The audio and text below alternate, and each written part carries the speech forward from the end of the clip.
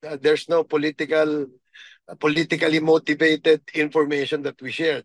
Nakita ng publiko ano yung lumalabas sa mga bibig ng mga testigo eh. We only follow where the evidence leads us, no? Testimonial and documentary evidence is the basis of our committee report. Sa punto na dapat hindi hearsay at credible yung mga witnesses, I agree. And we all agree in the quad that that should be the case, no?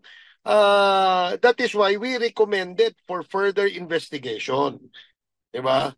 We're not saying a person is guilty right away, no? This is long overdue, no? Isa itong mahalagang hakbang patungo dun sa matagal ng panawagan ni Joaquin Dos Santos, ng kanilang pamilya at ng libo-libong naging biktima ng madugong drug war ni dating Pangulong Duterte. So this is long overdue.